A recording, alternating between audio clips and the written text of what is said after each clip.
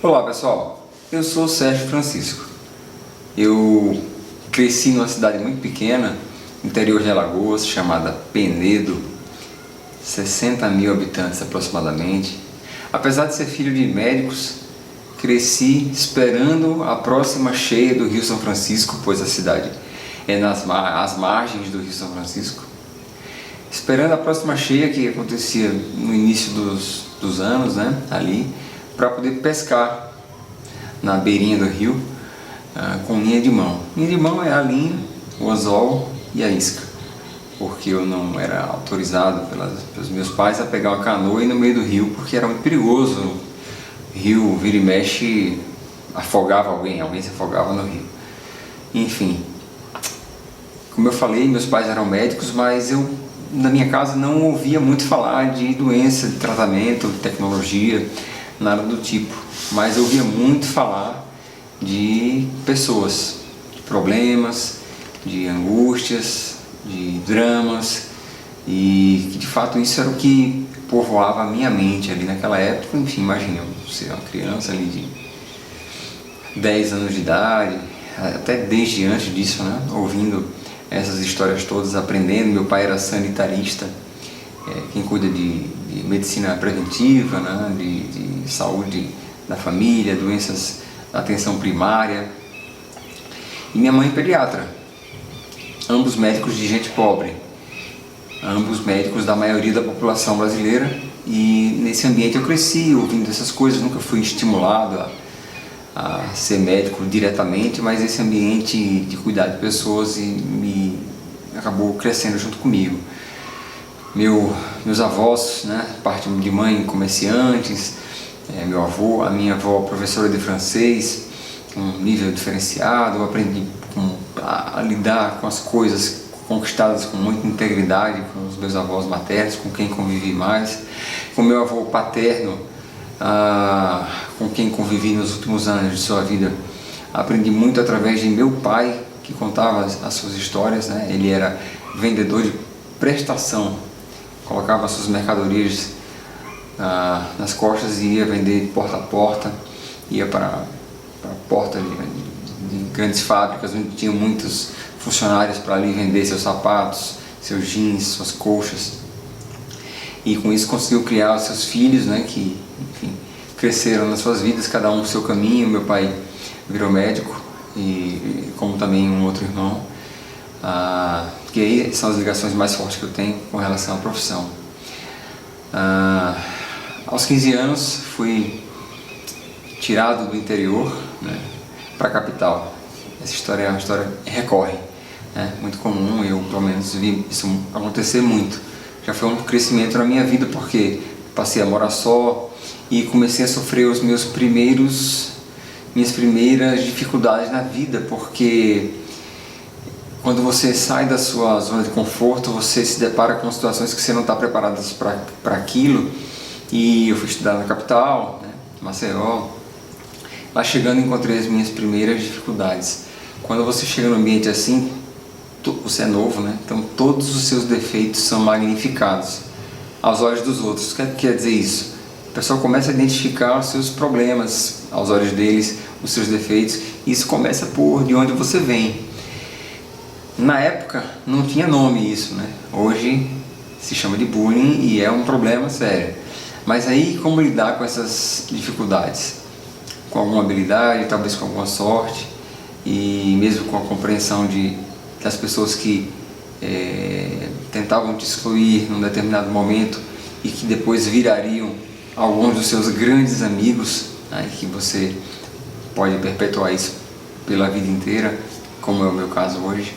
Mas no início não era fácil, você tem que lidar com aquela situação nova. Passados os anos, já mais adaptado à realidade da capital, né, enfim, já morando com minhas duas irmãs, somos três, né? Somos 3 filhos, eu sou o mais velho. Isso tem ônus e bônus. Mas veio o meu primeiro vestibular. E o vestibular representa de fato um divisor de águas assim na vida do jovem, enfim, ou do adulto, dependendo de que fase da vida você está. Mas eu me lembro muito bem de algo que aconteceu comigo quando eu fui escolher a minha primeira opção para o vestibular. Quando eu escolhi medicina como primeira opção e depois você vai se encontrando com os colegas, eu me lembro muito bem que um dos meus amigos me perguntou o que eu tinha escolhido como opção para prestar o vestibular. E quando eu falei que tinha escolhido medicina, ele, com um cara de espanto, olhou para mim e falou: medicina? Passa não. Naquela hora parece que o editor da vida pegou o controle, deu uma pausa assim. Eu senti aquela pausa durante um tempo enorme. Aquilo ecoou na minha cabeça durante bastante tempo e eu disse: como assim? Eu estou ouvindo um colega meu me dizer que eu não vou passar no vestibular da profissão que eu escolhi. Será que ele está vendo alguma coisa em mim que eu não estou vendo? Ou será que ele não está vendo alguma coisa em mim que eu acho que tem? Pois bem, chegou o momento do vestibular e eu não passei. Aquela frase que ele falou ficou ecoando na minha cabeça durante um bom tempo. Eu tinha certa facilidade em aprender, não tinha grandes dificuldades na escola, nunca fui o número 1, nunca fui o último, sempre fui um aluno de médio para bom, um aluno regular no ensino médio, e aquilo mexeu comigo, aquilo mexeu com o meu brio. Eu só vim entender décadas depois que aquilo mexeu com o meu brio. Na época eu só entendi que aquilo mexeu comigo de alguma forma. Se você der um Google aí para pesquisar pelo filósofo Clóvis de Barros Filho, ele tem um vídeo numa palestra, um trechinho sobre brio que é interessante. Recomendo. Dá uma lida aí que talvez mexa com o seu também. Então eu pensei, bom, o que é que eu devo fazer então para passar no vestibular? Comecei a olhar o que acontecia, conversar com pessoas e vi um padrão. Bom, quem passa no vestibular normalmente não é quem sai do colégio, é quem faz cursinho. E aí comecei com meus pais: eu preciso fazer cursinho. Qual que é o melhor cursinho? Tem 2, vamos escolher um aqui, vamos nesse. E aí eu entrei no cursinho no ano seguinte. Falei, bom, sim, eu tenho facilidade de aprender, quando tem alguma dificuldade estudo mais um pouco e consigo.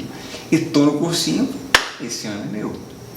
Vamos lá, entrei com a minha namorada na mesma sala,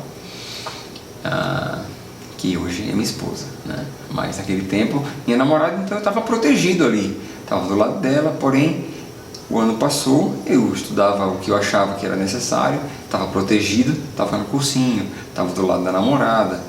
E chegou o segundo vestibular, eu já percebendo que sabia bastante coisa a mais do que eu sabia no ano anterior. Pô, esse ano é meu, né? Vamos lá. E fomos para a prova. Já mais pressionado, sem dúvida. Mais pressionado porque tinha perdido, porque você percebe que tem gente que é mais nova que você chegando, outros passando, e qual é a fórmula mágica, você já sabendo um pouco mais, faz prova de simulado e percebe que está indo bem. E aí veio o vestibular, pontuação boa, primeira fase onde eu fiz a faculdade pública, que eu estava fazendo prova, tinha redação como eliminatória na segunda etapa, salvo engano, ou terceira, não lembro agora. Próximo a passar, tinha estudado muito sobre técnica de redação, como fazer, então achava que estava dominando aquilo dali. Fui para a prova com a técnica na mão, comecei a fazer o rascunho. Existia isso, né? Você fazia o rascunho atrás. Existe, depende da sua técnica. E na hora de virar a prova, a redação, para escrever a versão final, só olhar e copiar tudo aquilo que eu consegui fazer no rascunho. Na metade do tempo eu não consegui mais escrever. Com a pressão que o fiscal fazia, dizendo o tempo que estava faltando, a minha insegurança cresceu muito e eu não consegui escrever. Simplesmente no final da prova eu estava segurando a caneta assim, ao invés de com delicadeza, eu segurava assim para tentar escrever, tentar com que saísse legível, e da metade para baixo eu simplesmente bloqueei e não consegui escrever. A pressão era tão grande de mim comigo mesmo que eu não consegui finalizar, e o resultado você pode imaginar, eu perdi mais esse vestibular. Embora a pontuação já é interessante nas fases anteriores, mas mais uma vez um fracasso.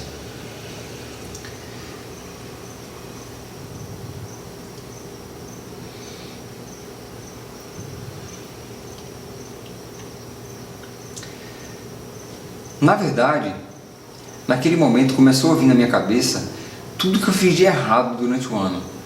Eu dormia na sala de aula, eu achava que sabia muito, eu percebia que quando corrigi o gabarito da primeira etapa eu poderia ter acertado mais. Se eu tivesse mais folgado eu não estaria tão preocupado ali com a hora da redação, a concorrência já era maior. Então, de fato, uma sucessão de problemas veio povoando a minha mente, e tudo aquilo ali foi transportado para coitado da redação, onde eu tinha feito um rascunho até razoável, para bom, e na hora de escrever a pressão foi tão grande que eu não consegui terminar. De fato, eu estava errado, eu não estava pleno naquilo ali. Perdi o segundo vestibular. E aí? E agora? Muda de profissão, insiste na mesma tentativa, a pressão já aumenta. Em casa nunca tive essa pressão tão grande, sempre tive um apoio da família, dos meus pais. Mas eu estava decidido, era aquilo que eu queria fazer. E no terceiro ano aprendi uma técnica de estudo diferente, passei a organizar minha rotina, estudar muito mais. Eu identifiquei o que é que em mim fazia com que eu aprendesse melhor os conteúdos, que eu otimizasse meu tempo, que eu não sofresse tanto. E essa técnica, de fato, eu carreguei durante muito tempo, até hoje eu utilizo para fazer bastante coisa de estudo. Me conhecer foi muito importante. A minha namorada, então a namorada passou do vestibular naquele segundo ano que eu perdi. Ela evoluiu, entrou na faculdade que ela queria, no curso que ela desejava, e eu fiquei. Entrei no mesmo cursinho e algo mudou ali. Eu encontrei amigos, mais 3 amigos, éramos 4, que tínhamos perdido 2 vestibulares também, e que tínhamos essa gana de passar, essa vontade muito grande de passar. E como o nível era alto entre nós, a gente passou a fazer uma competição muito produtiva entre a gente. Então, a gente não estudava em grupo. Por coincidência, a gente odiava estudar em grupo. Tentamos juntar uma vez para estudar, foi um desastre. Acabamos vendo uma partida de tênis na TV. De tão ruim que a gente era desempenhando e estudando junto. Mas cada um estudando em suas casas, no dia seguinte a gente se juntava ali no próprio cursinho e fazia com que a nossa vontade de aprender cada vez aumentasse mais, porque o que eu não sabia, o que eu aprendia, que achava que era diferente, era diferencial, era um ponto a mais para mim, talvez um ponto a mais na concorrência, porque todos ali estavam estudando para medicina, eu oferecia como desafio para o outro, e o outro fazia para mim, o outro fazia para o outro, e a gente ficava se desafiando entre si. Então tudo que a gente aprendia mais, a gente colocava para o outro como desafio, e ele aprendia, dava feedback ou não, e se errasse, a gente ensinava. Com isso a gente cresceu junto, e isso a gente pode levar para tudo na vida. Imagine, nós éramos concorrentes de um vestibular que a gente estava há 2 anos, já no terceiro, tentando passar. Uma concorrência altíssima para a faculdade de medicina, e a gente se desafiava se ajudando. No final, você pode colocar aí, eu andava, eles andavam com pessoas que estavam almejando alto, querendo alto, se desafiando muito, querendo muito, e o resultado final foi: fomos para a prova, fomos para os vestibulares, das faculdades que a gente queria, que na época eram públicas, faculdade privada naquele tempo ali não tinha tantos no nosso estado, Alagoas, né? Então, talvez, acho que nem existia de fato na época. Então, a única alternativa era essa.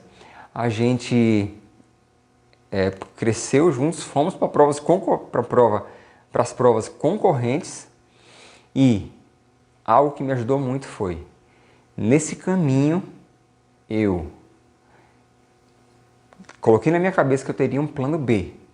Então isso já tirou um pouco de pressão de mim. Eu sabia muito. A gente, na época do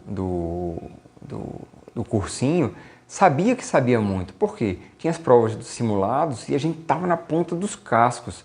A gente estava sempre nas primeiras colocações nos simulados. E a gente gerou um problema para o cursinho, inclusive, na época.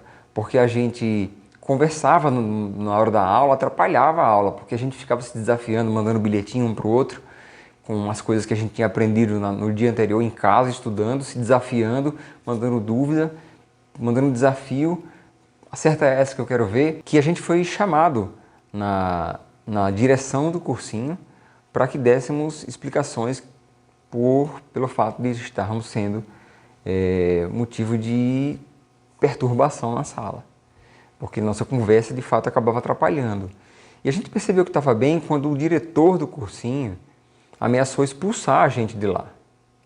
Mas quando levantou a nossa ficha, quem éramos nós ali, do ponto de vista de resultados, ele mudou de ideia. Fez uma conversa muito forte lá, né? Ameaçando que a gente... instigando, né? Que a gente talvez não passasse, se não se comportasse, se não mudasse. O fato é que a gente acabou não mudando. Nosso comportamento não mudou e fomos para a prova. Acabou esse parêntese aí, né? De qual era o nosso perfil lá no cursinho e fomos para as provas. No final das contas, passamos os 4. Em faculdades públicas do mesmo estado, diferentes, mas os 4 passaram. Éramos concorrentes, brigávamos alto e conseguimos os 4. O objetivo de passar no vestibular. Ter um plano B, andar com gente que tem o mesmo objetivo que você, é uma das chaves para que você alcance o grande sonho de passar no vestibular. Vai para a prova sem pressão. Você sabe, você estudou, você chegou ali com tudo que você tem para dar. Lembra da redação, que eu tive aquela pressão toda em fazer no ano que perdi? Talvez tenha sido a parte mais fácil dessa vez, porque eu estava tão seguro de que o que eu sabia eu coloquei na prova, e aí já sem tanto peso na consciência, que a redação eu fiz com a mesma tranquilidade. Terminou a prova, entreguei. Nunca fui aquele que gosta de entregar, fazer rápido e se livrar. Sempre ficava curtindo ali, fazendo tudo. Não perdia tempo em uma questão que eu não sabia. Essa não sabe, passa. No final, se sobrar tempo, volta para resolver. Regulamento embaixo do braço. O que é que vale mais? O que é que tem mais peso? Ah, isso aqui tem mais peso para a prova? Vale mais? Então vamos se dedicar mais a isso aqui. Faz logo com tranquilidade, mais tempo, o que vale mais. Regulamento embaixo do braço. Joga conforme a regra, dança conforme a música. No final, o resultado foi que eu fui finalmente aprovado no vestibular de medicina, e esse foi um dos momentos mais felizes da minha vida, quando eu descobri que tinha sido aprovado. Daí começa uma outra grande etapa da história. Começa a faculdade. Universidade de Medicina, aí a maioria dos calouros, né, chega com alguma sensação de superioridade, porque o fato de você ter sido, né, parte de um número pequeno de pessoas que conseguiu fazer o que tantos queriam, traz uma certa sensação de superioridade que logo vai desaparecer. Isso é muito comum acontecer. Você pode até não transparecer e tentar controlar, mas você percebe que isso acontece da sua parte, da parte dos outros. Ledo engano, fugaz, temporário, E é bom que isso aconteça mesmo. Quando você entra na faculdade, você percebe, o primeiro impacto é que tudo aquilo que você aprendeu, que fez você chegar até ali, não vai servir de muita coisa do ponto de vista prático na sua evolução dentro da faculdade. Então, você recomeça, é do zero, tudo de novo. Anatomia, aí vem anatomia, histologia, todas as matérias ali do primeiro ano, pressão grande, métodos diferentes de ensino, de aprendizado, relação já com outras profissões no âmbito acadêmico ali, dentro da faculdade, aprender a lidar com as pessoas, entender, reconhecer os colegas, gente de outros estados, novas realidades, novos desafios, e aí começam a vir os primeiros problemas. O estudante de medicina tende a reclamar muito de que as disciplinas dos professores, as cadeiras, como se chama, né, acham que só tem elas ali, porque eles te exploram, te exigem ao máximo e você tem as outras para estudar também. Isso acaba, de certa forma, sendo um problema, que de fato quando a gente está na faculdade parece um problema gigante, porque você não sabe o que está por vir. E aí a experiência de quem já passou por isso conta muito, porque essa fase, na verdade, é uma fase de construção de alicerces.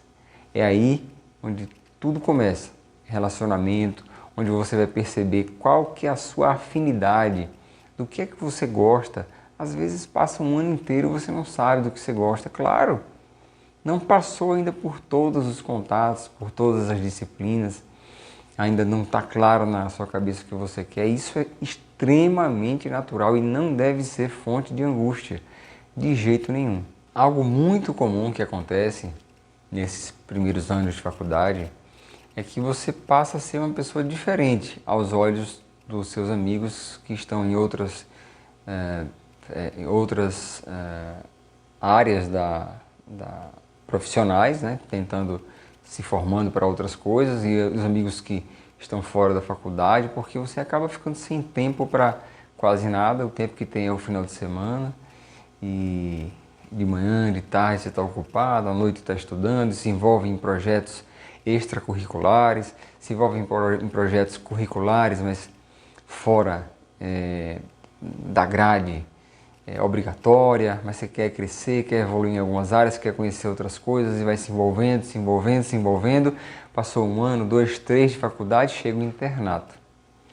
E aí é que você fica sem tempo mesmo, porque além das obrigatoriedades teóricas ali das disciplinas, você agora cai no campo prático e passa a sentir já alguma coisa do mundo real, de como vai ser a profissão lá na frente.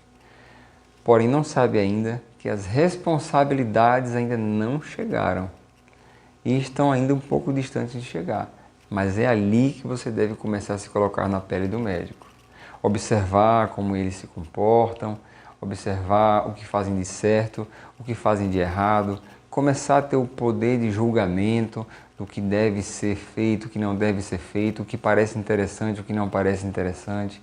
Anota, pergunta, conversa com um, conversa com outro. Se puder viajar para ver coisas diferentes, viaja. E aí a coisa começa a tomar corpo. No meu caso, que tive um encantamento muito precoce com a especialidade que eu viria a seguir, cirurgia cardiovascular, tive um outro problema. Eu ouvi exatamente isso. É precoce, é muito cedo, não está na hora de escolher. E aí vem também as opiniões e sugestões sobre a especialidade que você escolheu. Pedisse ou não pedisse você uma sugestão, orientação, ela vinha. Essa especialidade é assim, essa especialidade é assado, ela é muito difícil, ela é muito longa, ela é muito fechada, ela não tem espaço. Só que faltou um detalhe nessa história toda, que é a vontade daquele estudante se tornar aquele profissional. Por quê? Porque ele viu alguém, e aí, no meu caso específico, acompanhar serviços, ver como vive um profissional, um especialista daquele que você quer ser, como é que ele se comporta, onde é que ele vai, o que é que ele faz, se ele tem tempo, se ele não tem tempo, se aquilo te incomoda, se não incomoda, se é aquilo que você quer, se a pessoa que está junto de você entende que a vida vai ser aquela ali, que caminhos você vai seguir. Então tem uma série de fatores que você deve analisar e são angústias que o estudante passa e muitas vezes falta quem o oriente, quem o aconselhe. E é nesse ponto que muitas vezes eu sinto a obrigação de ajudar. Um dos maiores problemas da faculdade de medicina, e que é algo que não aparece, não é divulgado, mas que a gente sabe quando acontece uma tragédia, é que, apesar de ainda não ter tanta responsabilidade, um mundo de coisas começa a vir na cabeça do estudante de medicina no futuro médico. Em breve ele vai ser médico, vai ser um profissional com a grande responsabilidade de cuidar de pessoas. Então, mesmo ainda antes dessa fase chegar, grandes dúvidas começam a povoar a cabeça do estudante de medicina. Se vai trabalhar, se não vai trabalhar, se vai escolher a especialidade correta, se ele vai se encontrar, se ele vai atender as suas expectativas, se ele vai atender as expectativas de quem está do lado dele. E isso traz um grande índice de ansiedade, depressão e, infelizmente, suicídio na faculdade de medicina.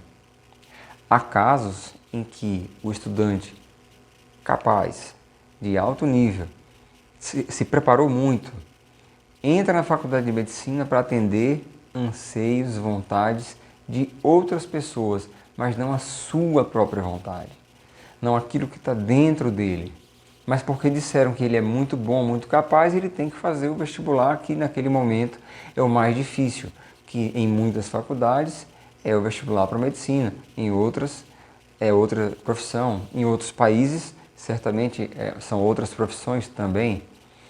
E aquilo traz um problemão para o paciente, para o estudante, porque ele se depara com uma situação onde ele, nossa, está muito longe para voltar, está muito perto de terminar, eu tenho medo de terminar, mas não é médico que eu quero ser. Eu estou aqui para dar uma resposta para a sociedade, para meus pais, para meus irmãos, para o meu marido, mulher, enfim. Mas não era aquilo que ele queria. Um conselho que eu te dou desde agora: se não era isso que você queria, cancela, tranca a faculdade e tenta outra coisa. E vê se encontra naquela outra coisa. Não se encontrou? Teve dúvida? Volta para o curso. Mas se dê uma oportunidade de ser preenchido naquilo que você deseja e não naquilo que desejam que você seja ou desejam que você faça.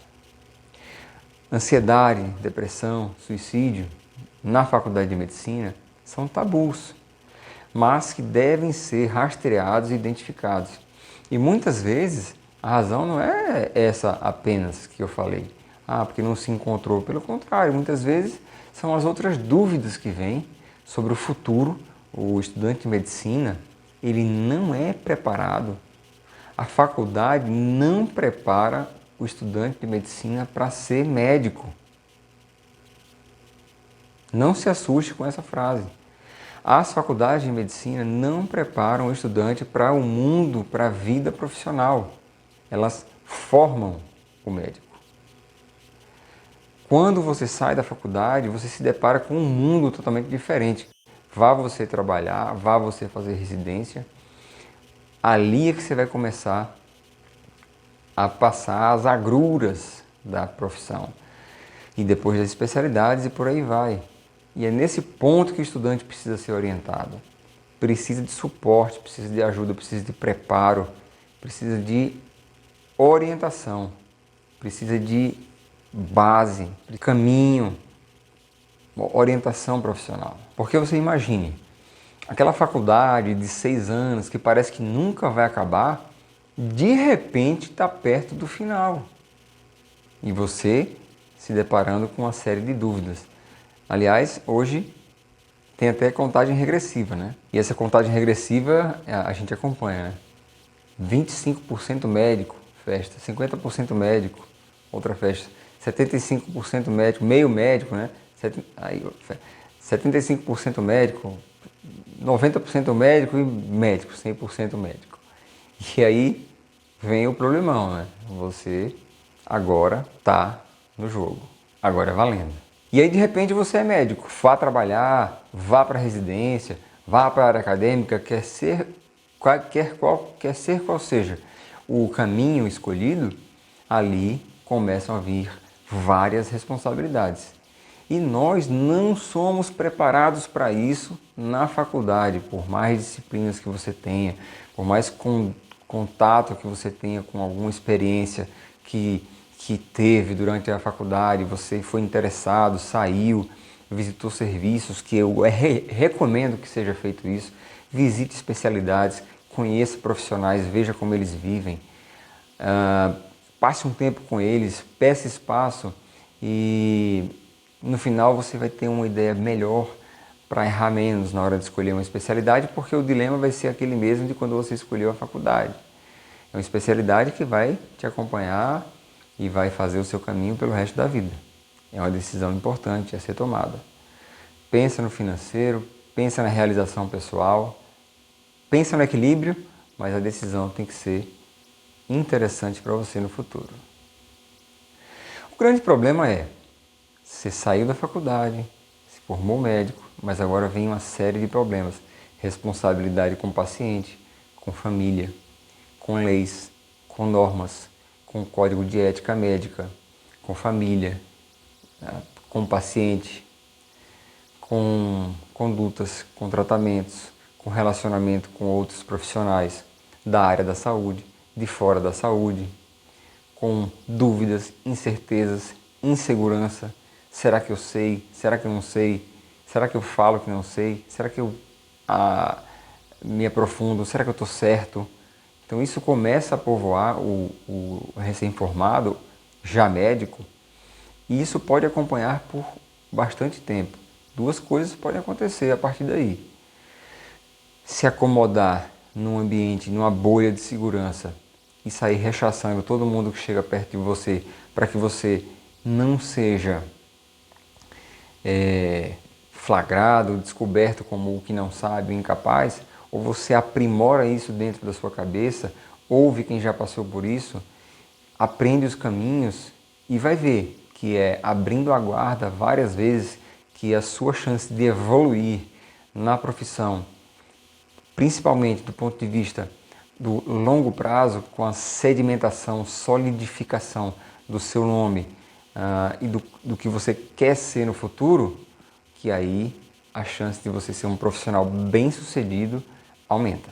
Mas voltando um pouco, ainda do período da faculdade, especificamente sobre mim, em um dado momento, com aquele tanto de coisa para estudar, aquele tanto de coisa para fazer, eu me senti, eu percebi um problema que estava acontecendo comigo do ponto de vista da desorganização, por priorizar mais algumas coisas do que outras, considerar alguns pontos mais importantes do que outros.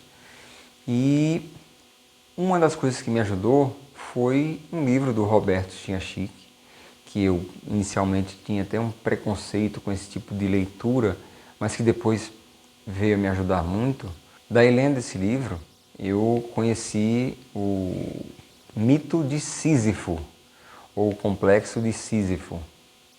E aquilo, amigo, veio como uma facada na minha alma, porque exatamente o que os erros de Sísifo o fizeram penar era o que eu percebi que estava fazendo. Sísifo, na mitologia grega, na mitologia grega, Sísifo era o rei de Corinto. Era considerado o mais astuto dos reis. E talvez exatamente por essa astúcia, ele se deparava com um grande número de problemas, porque ele sempre dava um jeito de resolver, ou melhor, de não resolver os problemas, e com isso gerava outras ocupações, outras obrigações, outras responsabilidades, e aquilo se acumulava, e no final o complexo de Sísifo é você não conseguir terminar muitas coisas que você começa. E aquilo, como eu disse, bateu fundo na minha alma.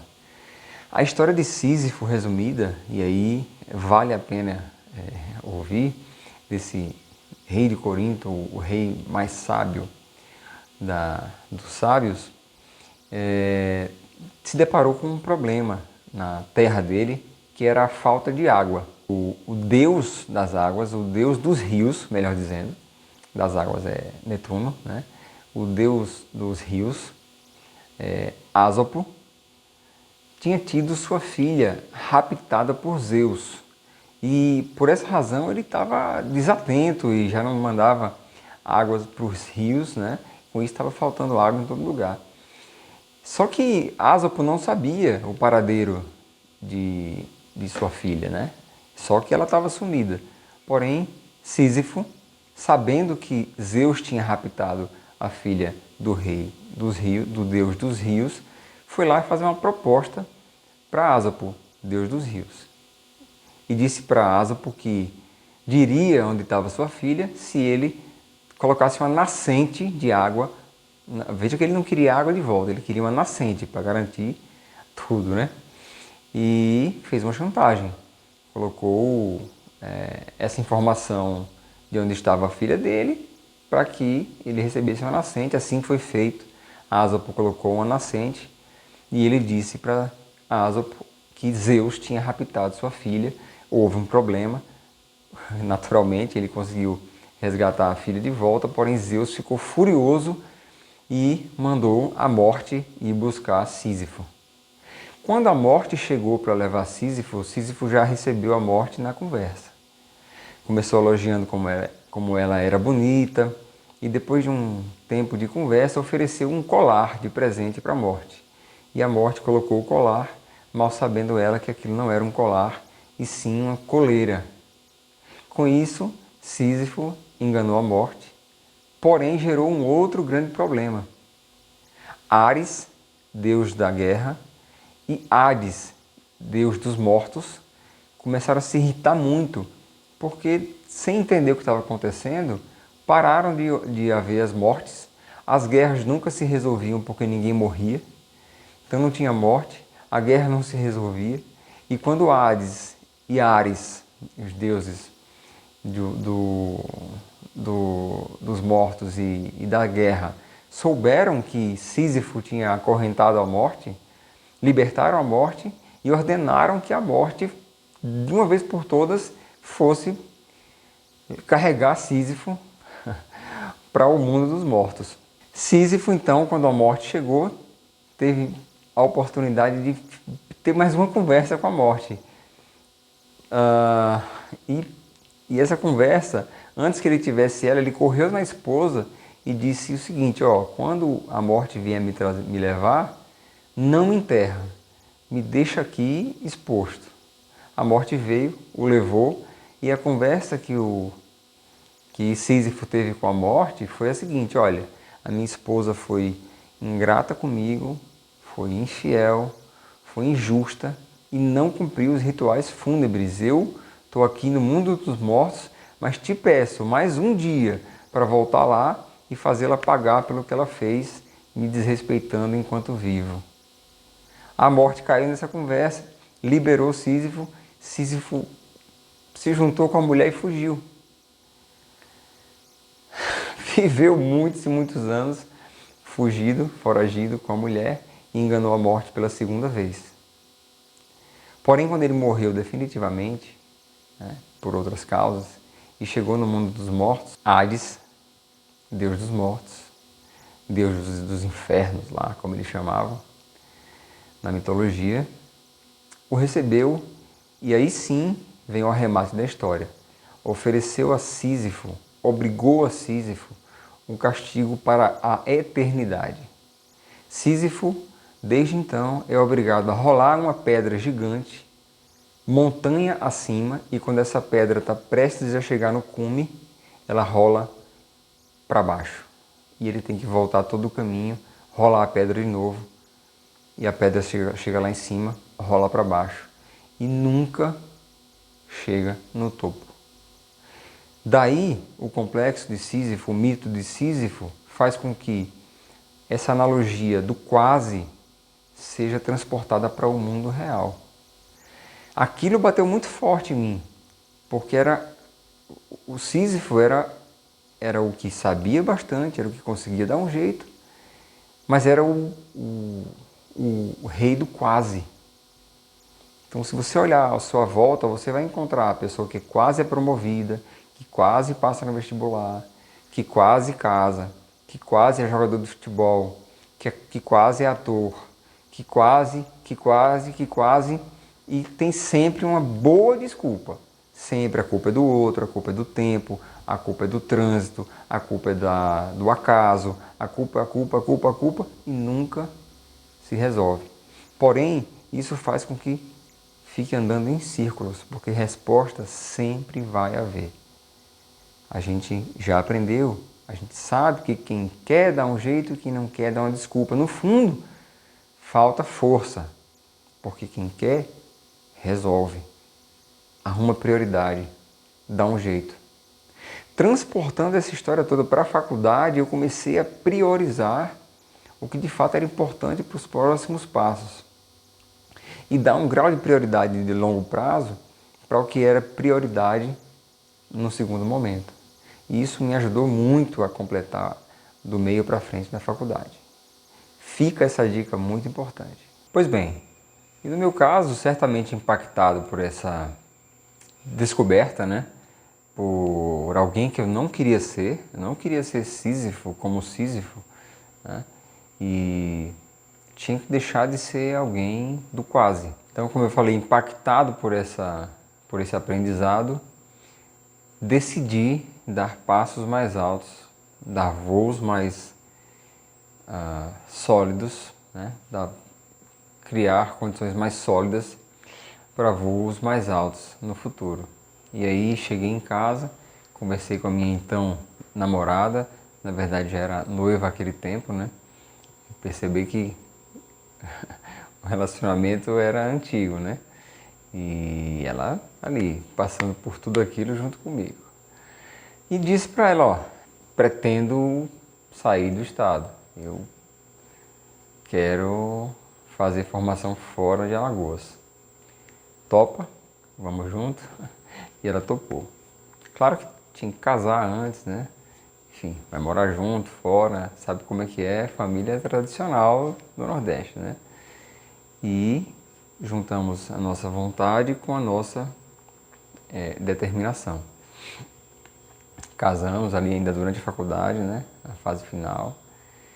E o que eu tinha para oferecer, né, eram os meus planos, era a minha maneira íntegra de sempre fazer as coisas e mostrar que existia um caminho a ser seguido, e assim foi. A ideia inicial seria ir para Curitiba, porque é uma cidade interessante, mas no final das contas eu acabei em São Paulo, que inicialmente não me atraía muito por conta das notícias ruins que a gente se depara na TV, mas que depois viria a se provar totalmente o contrário. Foi uma grata surpresa São Paulo para mim, e foi onde tudo de fato começou na minha especialidade. Foi ali que eu senti e pude aprender o que é estar no local onde tudo acontece, e eu garanto que foi uma das decisões mais acertadas da minha vida profissional. Agora você pense aí, pode imaginar como não foi fácil, porque mudar de cidade, né? Já tinha passado por uma experiência bem menos intensa, mas ao ir morar só, saindo de uma cidade pequena do interior, indo para a capital, mas aí já com um amadurecimento muito maior, né? De sair de uma cidade onde eu fiz a formação médica para uma cidade onde eu queria fazer a minha especialidade, já tinha passado por todos as angústias, sofrimentos, decisões que tinha que tomar. Então, vamos lá, vamos mudar de cidade. E agora? Dinheiro para mudar, vai morar onde, vai fazer como? E aí a minha história começou a ter uma cor diferente, porque aí veio a fase do planejamento, especificamente falando. Foi nela que eu aprendi que tinha que fazer conta na ponta do lápis para seguir os próximos passos. Então, no meu caso especificamente, a conta era, eu preciso de... Como eu tinha casado, então eu já tinha ganho algumas coisinhas, né, para casa. Tinha alugado um apartamentozinho, porque a minha, então, esposa, já trabalhava, né? Eu era meio que sustentado ali em casa. Porque você imagina, a gente casou ainda na faculdade, né, último ano ali de faculdade, nos últimos meses. Ela já trabalhava, eu era estudante, ela meio que sustentava a casa ali. Você imagine só. Mas aí tinha que fazer a conta de como ia levar aquelas nossas coisas para São Paulo. Já tinha feito prova de residência, já tinha passado por aquelas dificuldades que um médico recém-formado passa. Eu tinha decidido já que, né, não iria trabalhar para ganhar dinheiro, iria sim penar mais alguns anos para fazer a minha especialidade, porque dali viriam, já foram 6, né, de faculdade. Quantos mais viriam? 4, 5 pela frente. Mas essa decisão já tinha sido tomada e vamos lá. Então, para juntar dinheiro para a mudança, eu trabalhei nos interiores como médico, enfim, dando assistência em cidades do interior do estado. Juntei ali algum dinheiro e foi o suficiente para pagar o caminhão da mudança, porque o tempo que eu trabalhei era só o tempo de aguardar a residência começar. A residência iria começar, eu tinha que estar lá, prazo para se apresentar, tudo mais.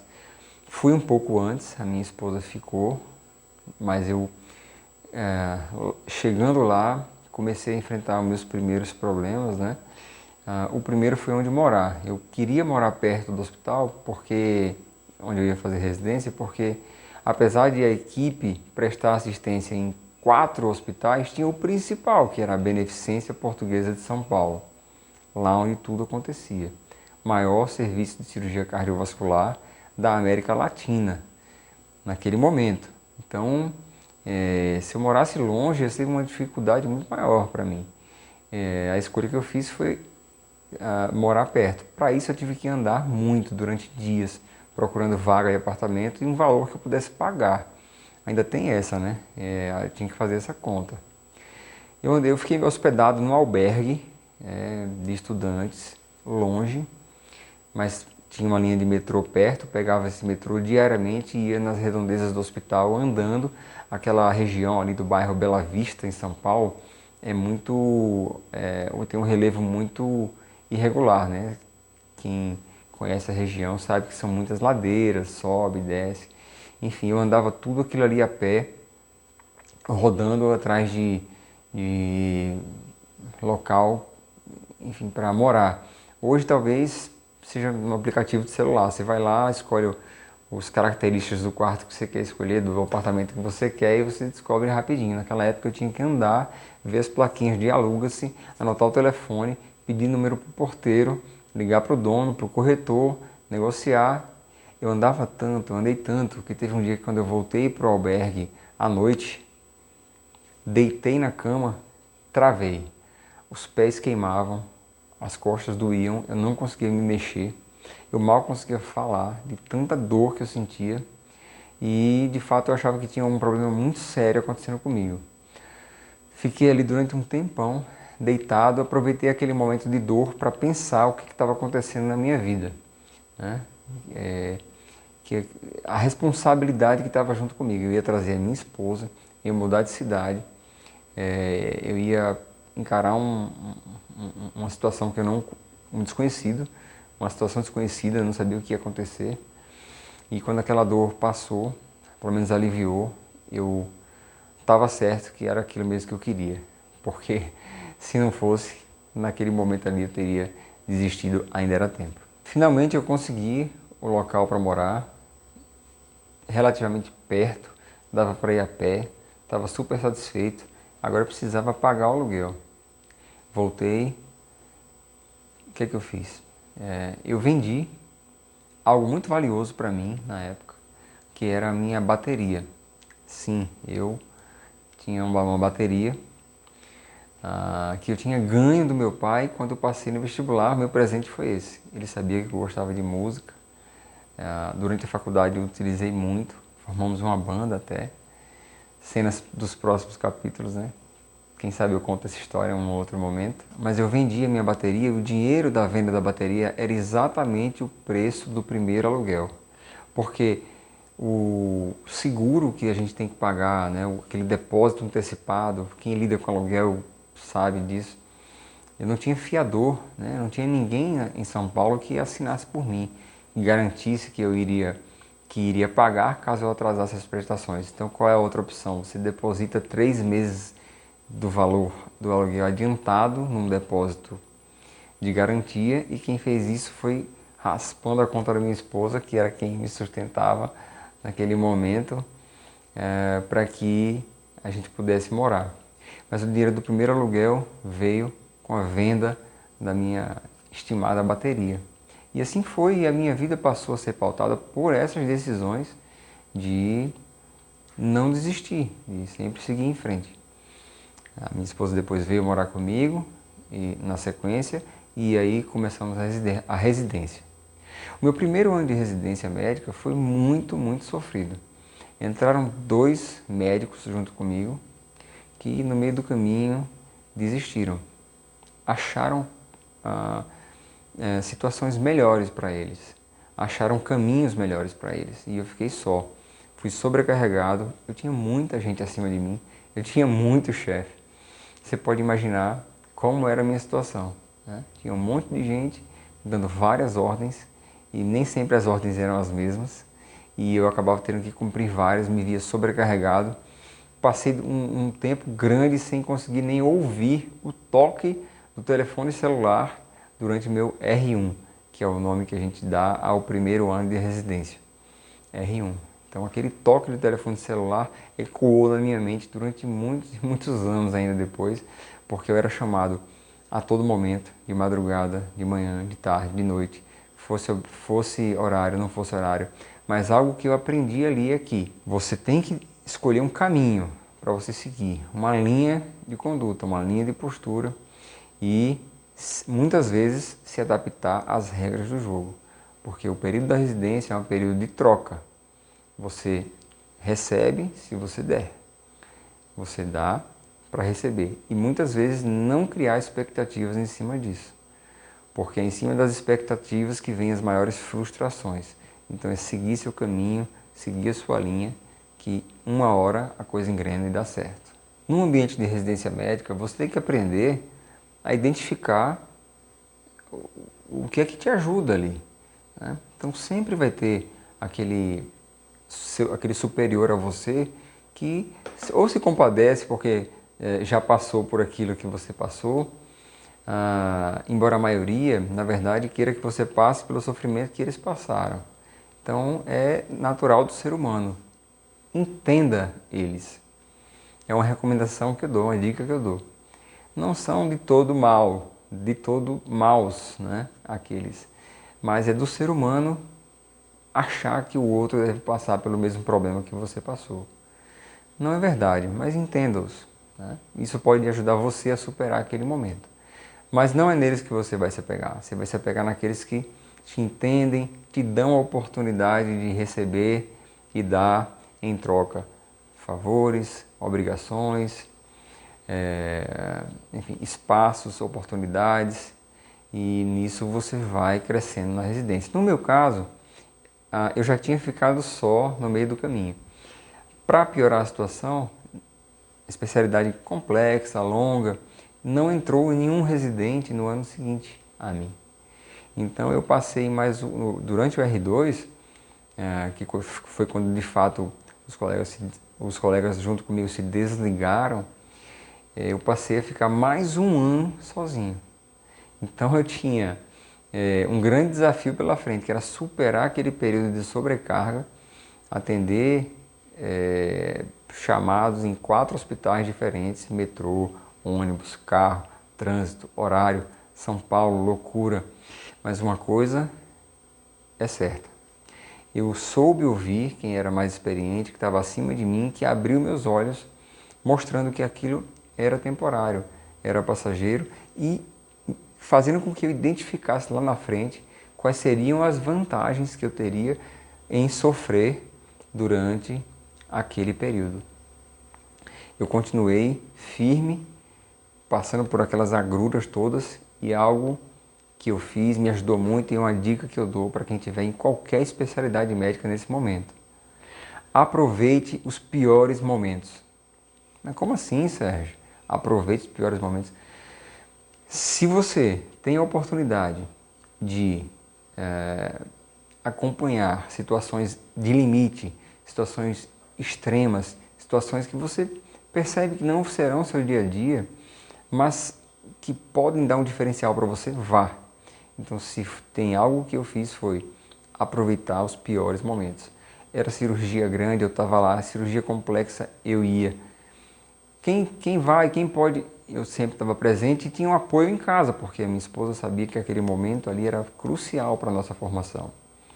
Então eu posso dizer que vi muitas complicações de procedimentos, eu vi muitos procedimentos complicados, eu participei de sofrimentos muito grandes e aprendi com tudo isso, porque se tem algo que você deve fazer é aprender com os erros dos outros e aproveitar os acertos daqueles que estão do seu lado e na sua frente, porque não é necessário que você cometa os mesmos erros ou erros semelhantes para que aquele seu aprendizado seja genuíno. É muito mais proveitoso e te dar passos à frente aprender com os erros dos outros. Fazendo uma analogia, lembra o que eu falei sobre quando você muda de ambiente, sai da sua zona de conforto e chega num local onde você ainda não é conhecido e todos os seus defeitos são aumentados, até aqueles que você não percebia?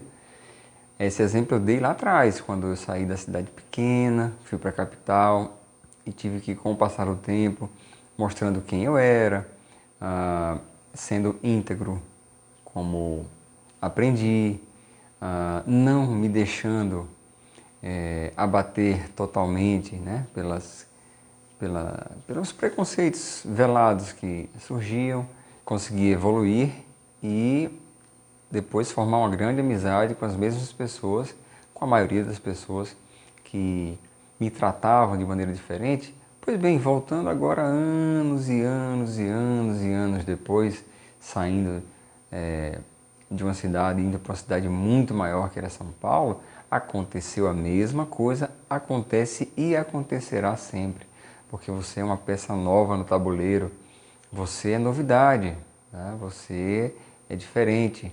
Você vai ser questionado, você será subestimado, você vai ser vítima de preconceitos velados, mas não se deixe abater, porque o que vai importar no final é a sua conduta e a sua maneira de ser, que vão resultar no seu resultado. Parece redundante e é, porque o que você oferece de resultado é fruto de uma série de fatores que nem sempre estão claros na nossa cabeça, mas que aí eu estou aqui justamente para ajudar, mostrar a minha história e mostrar como deve ser esse caminho até o resultado que você oferece para o grupo que você está. E aí vem a sua capacidade de oferecer resultados para você mesmo no futuro. Em São Paulo eu sofria bastante. Época de frio era motivo de zoação, porque chegava no hospital com 2 calças, com 3 camisas, e quem era de lá não tinha esse sofrimento todo, estava mais habituado com o frio. Me parece que às vezes até sofria um pouco de frio calado, mas para não dar o braço a torcer, dizendo que aguentava mais frio, só uma impressão que eu tinha, mas eu não passava por esse sufoco. Estava com frio, colocava aquele monte de calça, aquele monte de camisa e vamos em frente. Chegando nessa etapa da residência que eu contei, né, do meio para frente, a selva estava instalada e você já estava se habituando a trabalhar naquele ambiente. Algo que é importante lembrar é que a decisão que eu tomei de cursar cirurgia cardiovascular naquele hospital é porque existia naquele momento um espaço pequeno para que eu me mantivesse. Porque veja, faz a conta, na ponta do lápis, o dinheiro que eu ganhava na bolsa da residência era exatamente o dinheiro que eu usava para pagar o aluguel do apartamento que nós morávamos.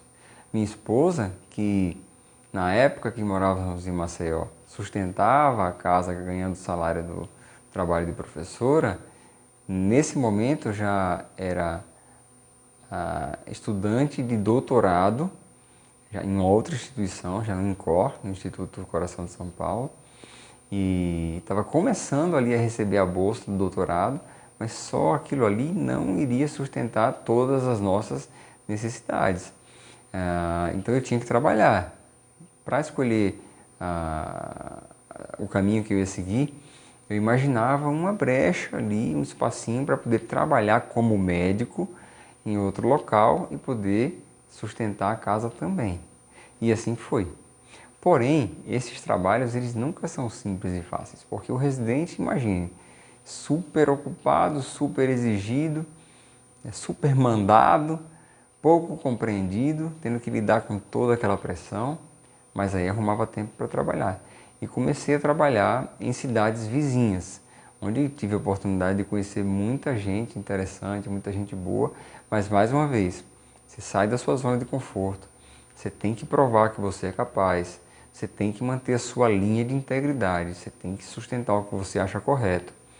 E num ambiente diferente, onde o dinamismo é outro, onde as coisas acontecem. Eu fui trabalhar na cidade, naquele momento, mais violenta, com os maiores índices de violência do estado de São Paulo, que era Carapicuíba. Carapicuíba viria a ocupar os sábados dos meus 4 anos seguintes, durante 24 horas. Então, o final de semana que eu não tivesse de sobreaviso pela equipe da residência, não fazia muita diferença porque eu estava trabalhando durante 24 horas no plantão. Ali eu aprendi, eu cresci, eu vivi muitas dificuldades, eu atendi todo tipo de ocorrência grave que você pode imaginar, sem entrar em detalhes aqui, mas conhecendo grandes valores, grandes pessoas, gente que vai, gente que volta, gente que passa, gente que fica, e você cresce com aprendizado. O último ano de Carapicuíba, eu fui ter uma folguinha ali, no período da madrugada, mas enfim, já no final daquela minha passagem por ali. Nesse mesmo período, eu também trabalhei em São Bernardo do Campo, só que num dia diferente. Enquanto o Carapicuíba era no sábado, então eu tinha um dia para ir para lá, dedicado integralmente ali. São Bernardo do Campo era durante a semana. Era especificamente numa quinta-feira. Após um dia intenso ali de atividades na residência, eu tinha que pegar o carro e viajar para São Bernardo, porque não dava para ir de metrô. Então tinha todo aquele problema do trânsito de São Paulo. Mas era o período noturno que eu trabalhava lá, então eu trabalhava, o plantão era muito pesado, trabalhava a madrugada inteira e na sexta-feira, no dia seguinte, eu tinha que estar prontinho lá, cedinho na residência, fazendo tudo que eu fazia, que era chegar cedo, passar na sala do chefe, ver os casos, subir para o centro cirúrgico, assim como eu fazia todos os santos dias, mesmo se eu tivesse dormido em casa. Isso passou a ficar muito pesado para mim. E embora eu precisasse daquele dinheiro, a minha assistência aos pacientes já não era mais a mesma. Eu tinha muita dificuldade de raciocinar em cima dos casos. E até que um dia, eu voltando de manhã para São Paulo, São Bernardo era perto de São Paulo, na rodovia Anchieta, eu cochilei no volante, por sorte eu estava parado, o trânsito parou. E quando eu acordei, eu estava sozinho na rodovia. Não tinha praticamente carro nenhum na minha frente, sim os carros passando pelo lado, buzinando, e eu não sabia se aquilo era verdade, mentira, se era um sonho, se era um pesadelo, se estava vivo, se estava morto. Naquele dia decidi abandonar aquele plantão que estava acabando comigo e iria para uma próxima fase, que seria trabalhar numa outra cidade também muito tumultuada do ponto de vista da violência, que era Osasco. Osasco então fez parte dos meus anos seguintes, junto com Carapicuíba, já num horário um pouco mais adaptável, mas ainda assim à noite. E foi nesse caminho de São Paulo para Osasco que eu aprendi a gostar de música clássica, porque a pressão na minha cabeça era tão grande que eu tinha que ir de São Paulo para Osasco, sintonizado numa rádio que só tocava música clássica, e ali eu acalmava meus ânimos.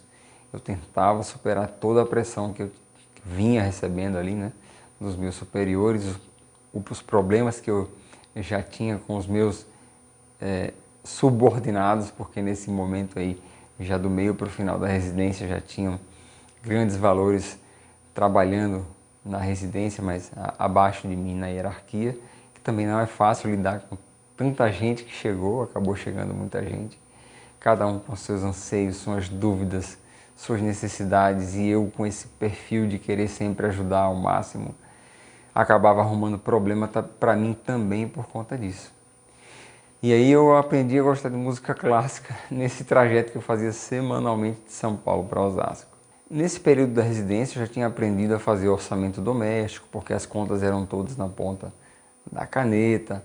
Então já comecei a fazer os meus primeiros investimentos, estudar alguma coisa de mercado financeiro, aprender alguma coisa sobre bolsa e fazer alguns pequenos avanços, aprender que é mais importante quanto você gasta do que quanto você ganha, porque nessa fase dificilmente você consegue ganhar dinheiro que sobre, né? A não ser que você faça conta, você calcule, você seja cuidadoso. E nesse momento eu aprendi a perceber que o médico, e é um alerta que eu dou para o médico jovem, para o residente, o médico é presa fácil para instituições financeiras, é presa fácil para lojas, é presa fácil. Por quê? Porque o médico ele acaba tendo anseios grandes, ele encontra capacidade, locais, espaço para trabalhar, que dê a ele uma renda suficiente ali para cumprir os seus desejos mais imediatos, e ele passa a ser uma peça do processo.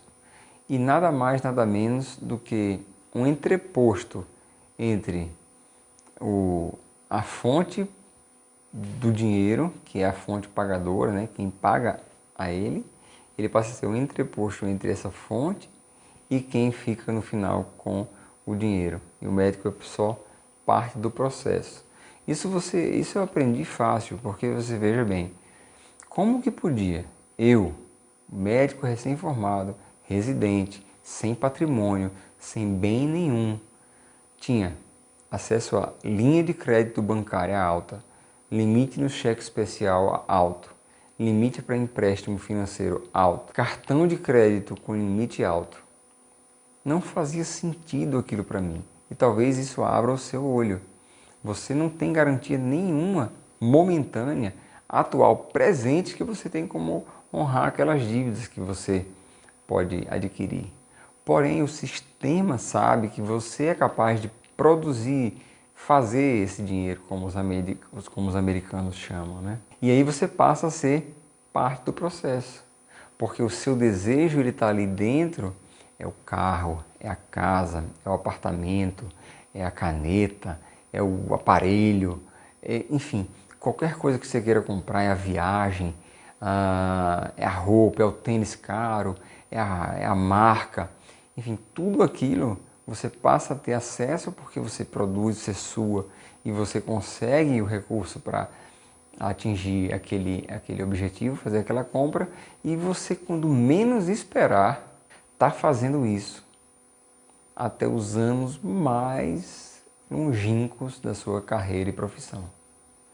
Você não juntou, você não se preparou, e você continua tendo que trabalhar para manter uma estrutura e um padrão de vida que é alto, que você acaba tendo que na maioria dos casos, manter naquele padrão, só que os seus custos só aumentam, porque vem filho, vem as despesas inesperadas, vem as urgências, vem os custos do crescimento dos filhos, a bobagem que é muito comum de oferecer para os filhos aquilo tudo que você não teve acesso, o que depois vai gerar um problema maior para você e para eles, mas isso é um assunto para um outro momento.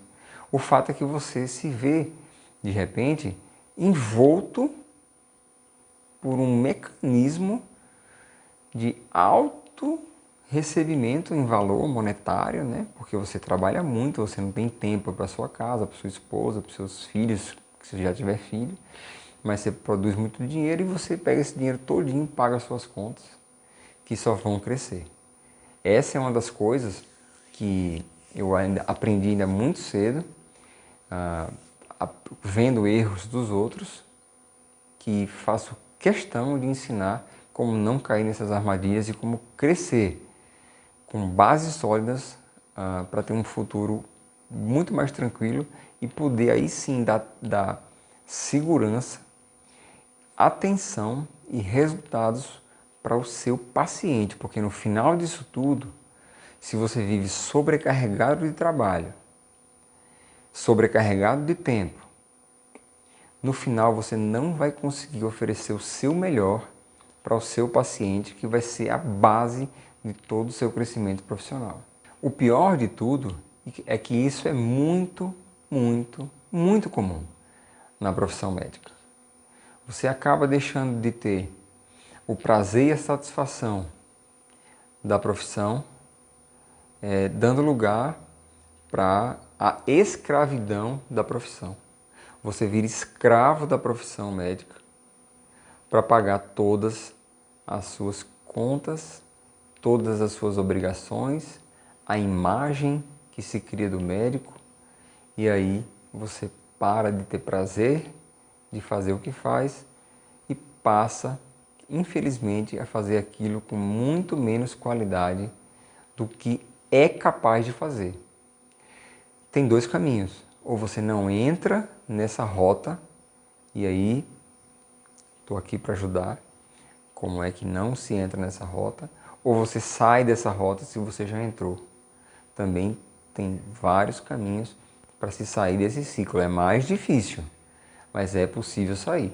Só precisa descer alguns degraus, descer algumas casas, colocar o pé no chão e retomar as rédeas da vida com algumas decisões importantes.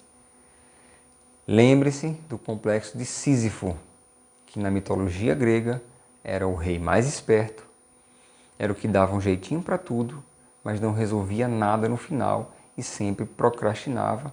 E o rei do rei mais esperto passou a ser o rei do quase. Era o que quase fazia tudo e não completava nada. Não seja Sísifo. Consiga resolver as coisas, existe técnica para isso, existe caminho para isso. Já trabalhando na Bahia como cirurgião e passando por todos aqueles passos que eu citei de aprendizado, né, do mecanismo da gestão, do funcionamento do serviço, de entender os outros profissionais, de entender os outros especialistas, de entender o paciente, a família, as necessidades, e aí criar uma metodologia que sigo até hoje para o cuidado, para o tratamento, para o acompanhamento do paciente. No meio disso tudo, eu ouvi uma das coisas que mais marcou para mim e que foi um divisor de águas também na maneira como eu encarava a vida profissional. Um belo dia, estava no vestiário, mas percebi na feição do colega que estava também ali colocando a roupa de cirurgia naquele mesmo momento, uma diferença. A feição dele não era a mesma. Nunca foi um colega de conversar muito, de emitir muitas opiniões, mas claramente naquele dia ele queria falar alguma coisa e eu fui escolhido para ouvir. E eu agradecerei para sempre pelo que ele falou. Ele externou ali uma angústia muito grande que ele estava vivendo. Ele disse que naquela semana era o aniversário de 15 anos da filha dele e que ele estava muito triste porque ela estava completando 15 anos e ele mal conhecia a própria filha, que morava com ele e com a esposa desde o nascimento. E ali ele relatou as vezes que ele chegava em casa cansado e não dedicava tempo para ela. Ela chamava para brincar, mas o papai estava cansado. E de fato estava cansado. E ele não dedicava tempo a ela, porque ou quando chegava ela estava dormindo, ou porque de fato ele estava exausto da profissão. Tinha recebido naquele dia muitos agradecimentos, muitos Deus abençoe, de pacientes, familiares, amigos, colegas. Mas as horas do dia passaram, acabaram, e ele não conseguiu, em todos esses anos, dedicar um tempo para a própria filha, que estava ali debutando em breve, e ele lamentava não conhecer os gostos da filha, o que ela gostava de fazer, como ela pensava, como ela agia, embora ele tivesse dado tudo que ela pediu nos últimos 15 anos. Veja que isso não preencheu o vazio dentro dele. Ele trabalhou, ele já era muito experiente, bem mais velho,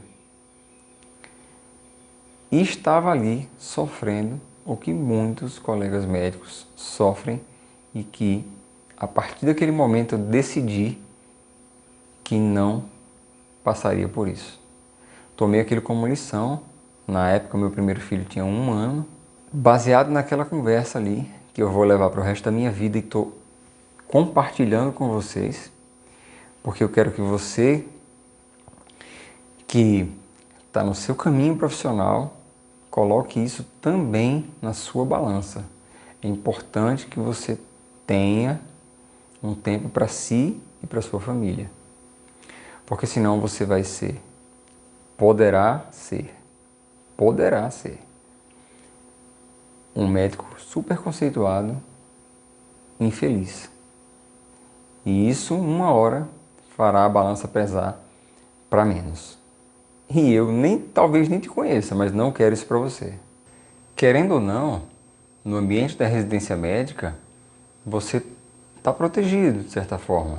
Você tem chefes, você tem um staff, você tem um grupo, tem, enfim, a dinâmica do hospital. Você não é o maior responsável. Isso vai até se reproduzir em certa medida depois, porque você, quando cai no campo de trabalho, provavelmente vai ter alguém do seu lado ali para te ajudar, a depender da especialidade. Não, você já direto é o total responsável por tudo que vai vir pela frente, mas se for uma especialidade que dependa de trabalho em grupo médico, por exemplo, vai ter o mais experiente, que em geral é mais responsável por aquilo. Mas em qualquer que seja a situação, a partir dali você passa a ter grandíssimas responsabilidades, diferente de quando você está no ambiente da residência. As decisões que você vai tomar, a franqueza que você vai ter que ter, a humildade que você vai ter que exercitar, para quando um caso não puder ser resolvido por você encaminhar, você segurar a ansiedade em querer resolver tudo, porque no final das contas o que mais importa é o resultado final para o paciente, e não só o seu resultado. O seu resultado vai vir das decisões que você toma em seguir em frente como resultados seus, mas resultados também são aqueles que você percebe que, se andar por ali, a chance de errar vai ser grande, e encaminha para quem, mesmo que seja da sua especialidade, esteja naquele momento mais preparado para cuidar daquele caso. Aquele resultado também é seu. A família será grata pela sua franqueza. O paciente será grato pela sua franqueza. Então não hesite em consultar seus pares e ter boas relações com eles, para que o resultado final do paciente seja algo que você participou. Não vai demorar na carreira médica para que o médico perceba a importância, a grande importância da equipe multiprofissional em todo o processo do cuidado à saúde.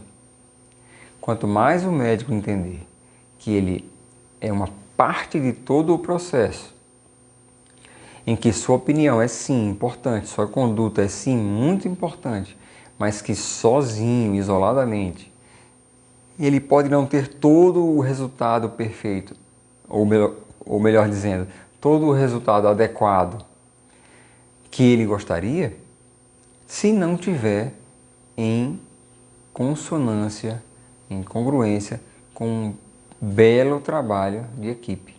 Às vezes, essa equipe está no seu ambiente de trabalho, às vezes essa equipe não trabalha direto com você, diretamente, mas sim ela está em outros pontos da cidade, mas que você precisa fazer a interlocução, precisa discutir, precisa que todos cumpram um papel adequado dentro do processo para que no final o paciente saia bem. Isso é muito mais visível quando se trata de um ambiente hospitalar, né? Quando a gente está falando de enfermaria, de unidade de terapia intensiva, de centro cirúrgico.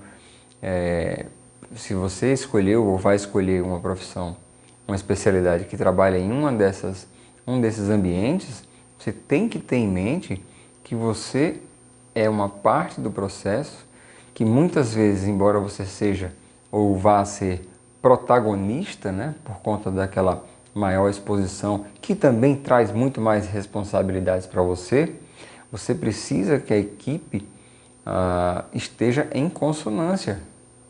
E para isso acontecer, não basta você querer ou mandar ou dar ordem, ou falar alto, ou não é por aí que funciona. Você precisa que as pessoas entendam o mecanismo necessário para que o bom resultado seja alcançado.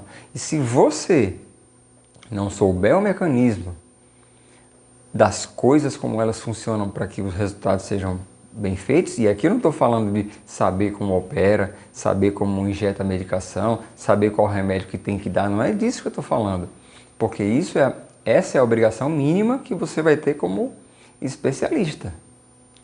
Eu estou falando do mecanismo de funcionamento das coisas, das rotinas, dos fluxos, o que é necessário acontecer para que aquela medicação esteja ali, para que aquele material esteja disponível, para que o paciente esteja pronto, para que o horário seja cumprido, para que a rotina seja seguida. Todo esse processo, que se você for entrando em cada item desse que eu falei, vão ter vários subníveis. Se você puder dominar isso daí, vai ser muito mais fácil para você explicar para a sua equipe a necessidade de cada passo daquele ser cumprido da maneira combinada. E aí você vai ter o quê? Harmonia e resolutividade no seu ambiente de trabalho. Muito bem, mas como tudo na vida, a residência médica também acaba. E aí? O que é que você vai fazer? Colocar em prática o que você aprendeu na sua especialidade. Você pode até continuar trabalhando lá nos plantões, né? De pronto-socorro, do início da carreira, como eu comentei aqui, que fiz bastante durante muitos anos. Mas, certamente, quando você termina uma formação, você quer evoluir dentro da sua especialidade o máximo possível. Existe, normalmente, uma fase de transição que dura alguns anos, onde você ainda continua trabalhando em outras áreas, que não especificamente da sua especialidade, até para que você complemente ali os desejos que você tem, mas não é raro que se queira evoluir dentro da especialidade. Aí surgem os grandes dilemas que a residência médica, a exemplo de tudo que eu falei antes, faculdade de medicina, cursinho, escola, eles não ensinam os segredos do próximo passo. E quem tem acesso aos segredos dos próximos passos evolui muito mais rápido. Para exemplificar isso daí, eu posso dizer que em qualquer especialidade que você evolua, na hora que você cai no campo de batalha do especialista, surgirão muitas outras obrigações, surgirão muitas outras responsabilidades, surgirão muitas outras tarefas que você não tinha antes, que você só sabia que existiam de ver os que já estavam no campo atuando, fazerem, sofrerem, passarem. Mas quando é com você é diferente. Comigo não foi diferente. Então, saí, acabando a residência, tinha 2 opções. 3 até, né? E a que eu escolhi foi um novo desafio.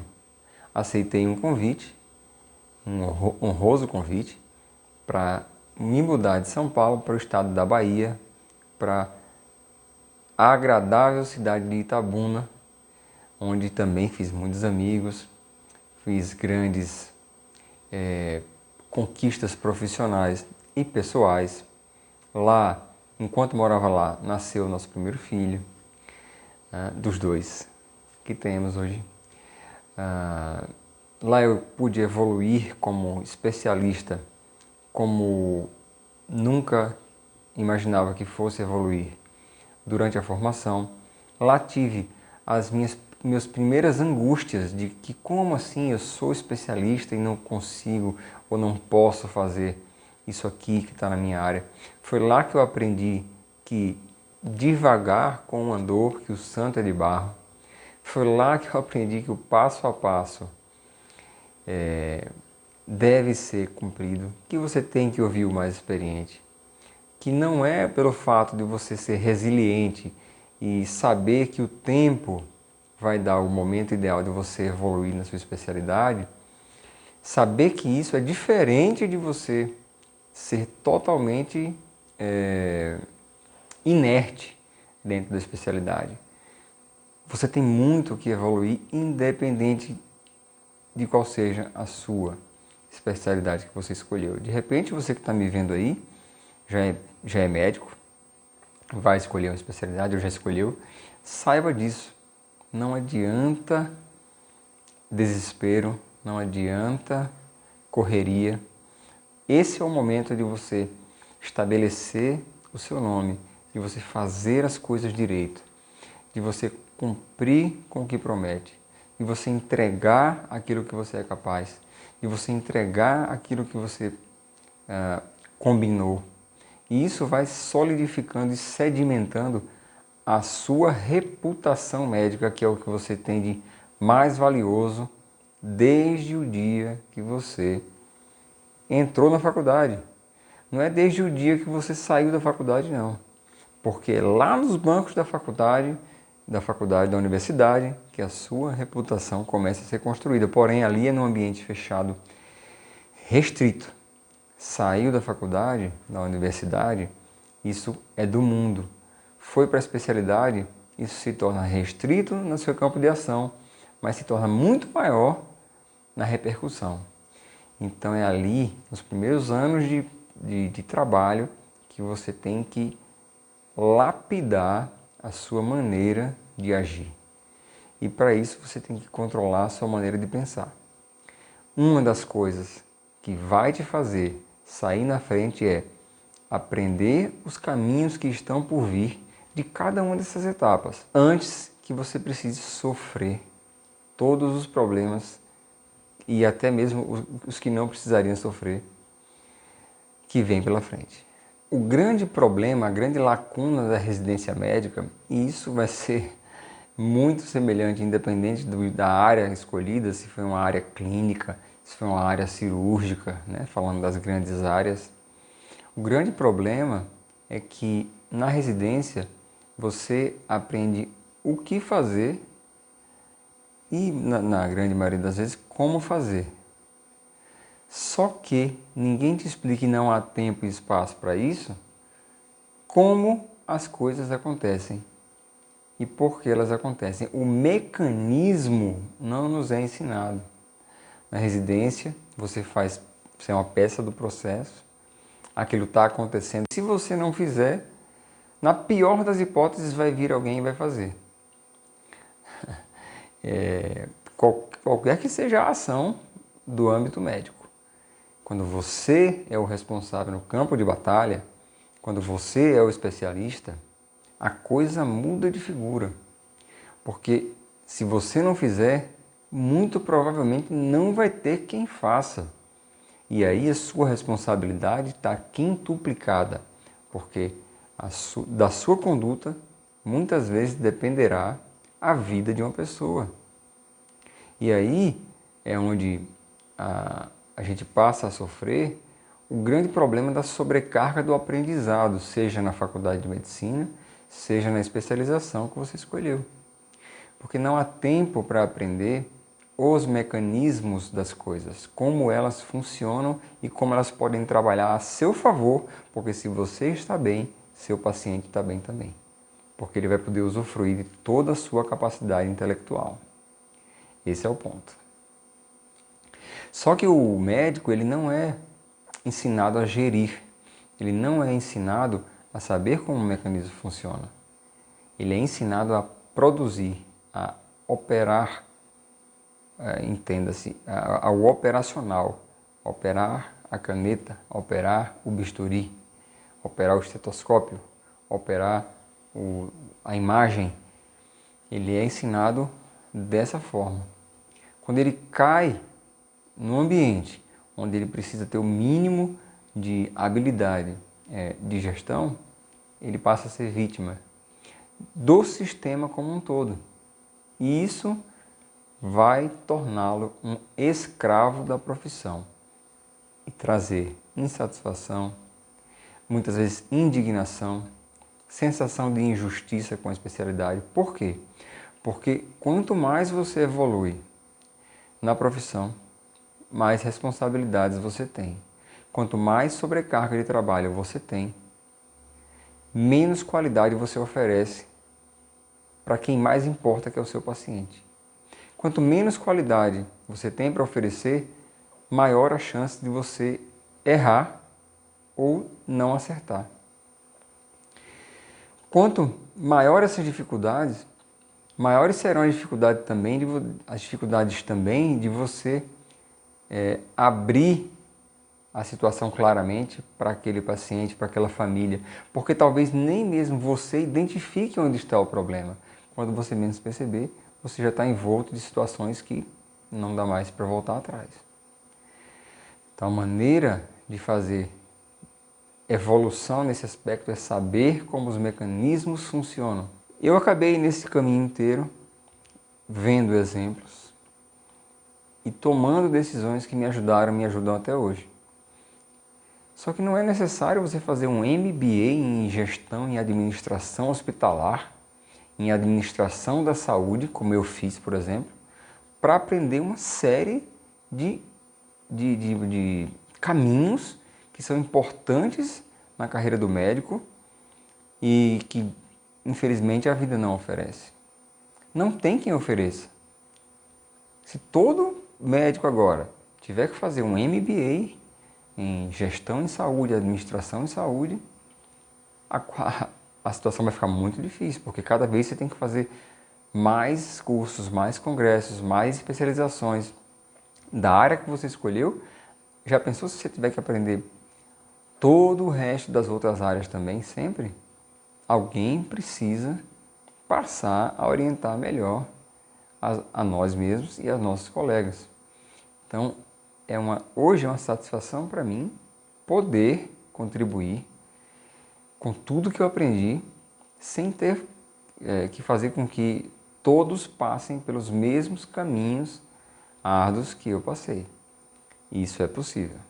E aí, nessa minha história de desafios e recomeços que eu venho relatando aqui, de ser desafiado pelas circunstâncias, ser colocado em dúvida por amigos, ser instigado por desafios, surgiu mais um, que foi a oportunidade de voltar para o estado onde eu nasci.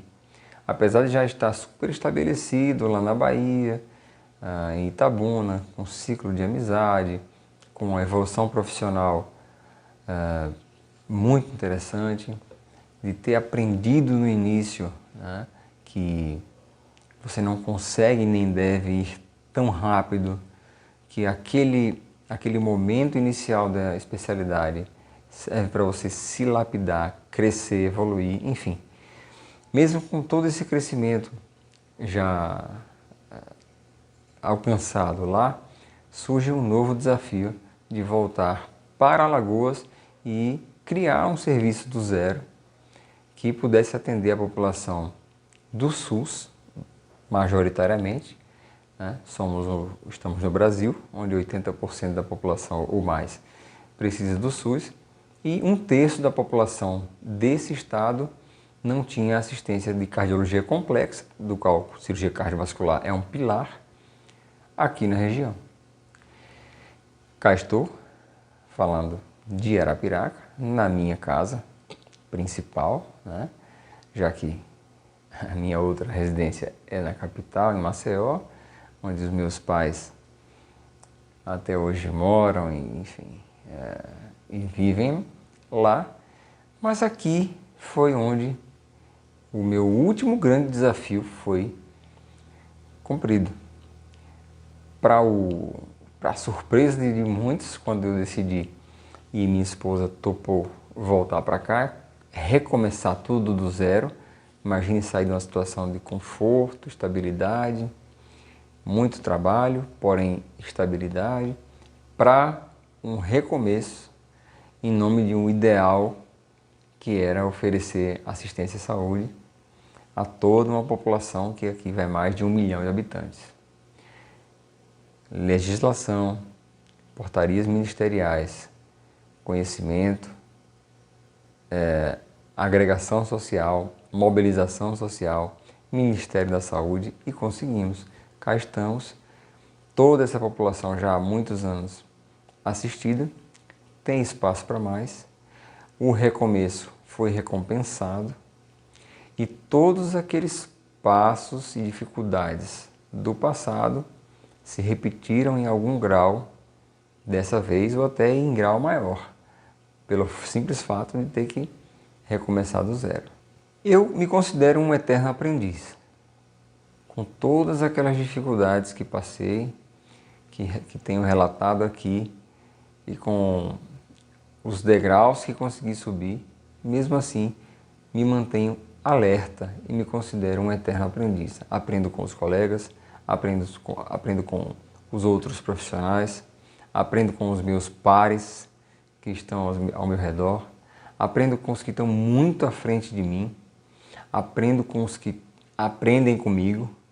Então, esse aprendizado é contínuo, não esqueça disso. Então hoje, com todas as titulações que eu tenho, cada vez mais que eu aprendo, eu percebo que tem mais para aprender. Então hoje, com títulos de especialista, MBA, mestrado, diplomas, tudo isso que essa trajetória me fez alcançar, só me faz perceber que eu sou um eterno aprendiz, e é isso que você tem que ter na cabeça. Não ache que você termina os estudos, não ache que você é muito melhor que ninguém, não ache que você é superior aos outros, você simplesmente é uma parte importante de tudo que circunda você. Você não precisa necessariamente sofrer, se tiver aí no início da carreira, tudo que outros sofreram, que eu sofri, os recomeços que foram necessários. Várias coisas podem ser alcançadas se você olha a experiência de quem já passou por aquilo e tem a humildade de aprender com aquilo ali, principalmente com quem gosta de ensinar e acha que ensinar é o melhor caminho de evoluir.